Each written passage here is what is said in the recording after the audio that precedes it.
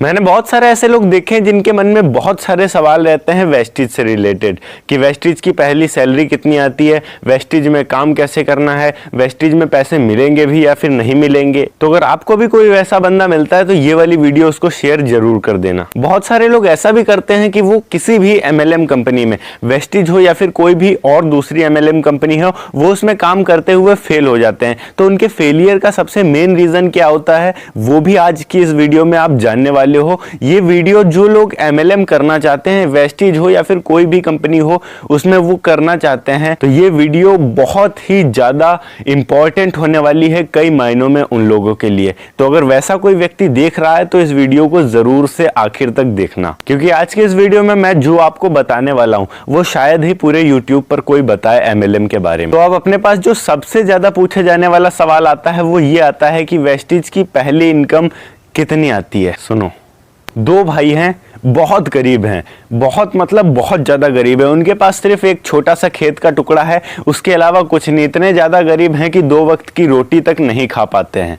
तभी उनको अचानक से उनके मरे हुए दादा की एक पुरानी सी डायरी मिल जाती है और उस डायरी में लिखा होता है कि हमारे खेत के 2 कोनों में हीरे दबे हुए हैं। दोनों भाई डिसाइड करते हैं कि हम लोग अलग अलग खोदेंगे। अगर तुम्हें कुछ मिलता है वो तुम्हारा होगा, अगर मुझे कुछ मिलता है तो वो मेरा होगा। जो 2 भाई थे उनका नाम हम रख लेते हैं 1 और 2।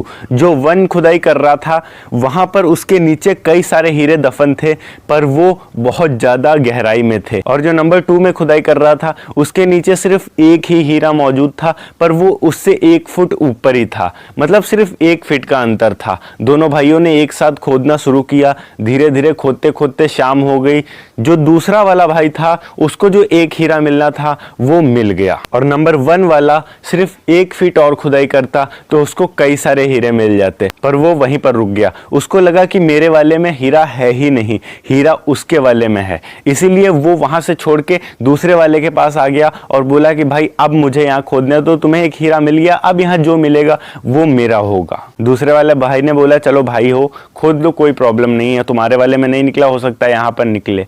अब आप सोचो, पहला वाला इतना ज्यादा बेवकूफ था कि इतनी ज्यादा मेहनत करने के बाद लगभग अपनी मंजिल पर पहुंच ही गया था और वो उसे छोड़कर दूसरे के पास चला गया।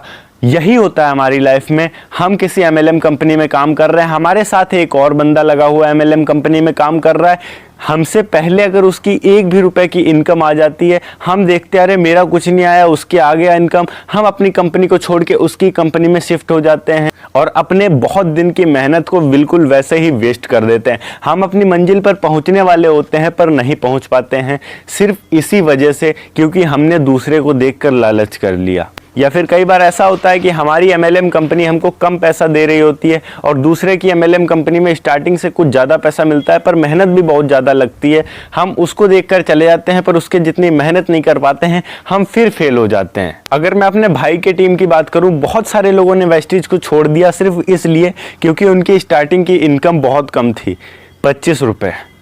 25 रुपए की वजह से लोगों ने छोड़ दिया, पर उनको ये नहीं पता था कि वो 25 से 30 रुपए आगे 25 से 30 लाख तक भी जाते हैं। ऐसा नहीं है कि आपकी सैलरी सिर्फ 25 से 30 रुपए आएगी, आप जितना ज़्यादा काम करोगे आपकी पहली इनकम उतनी आएगी, पर मैक्सिमम लोगों की 80% लोगों की यही आती है 20 से 30 रुपए के बीच में। और जो लोग कम इनकम के वजह से वेस्टेज जैसी कंपनियों को छोड़ देते हैं उनको बोला जाता है पुअर माइंडसेट के लोग। मैं अभी भी यही कहूँगा, अगर आपको इनकम, पोजीशन, औकात अपनी बनानी है, एक हैसियत बनानी है, तो आपको अभी से किसी MLM कंपनी में लग जाना है। फिर वो वेस्टेज हो या फिर कोई और ट्रस्टेड कंपनी हो, आपको दिल से लग जाना है। एक टाइम ऐसा ज़रूर आएगा जब आपकी मेहनत का फल आपको मिलेगा। बस करना क्या है, आपको दूसरों की गलत बातें नहीं सुनना है, क्योंकि जब किसी ने किया नहीं है तो वो मुझे सलाह कैसे दे सकता है।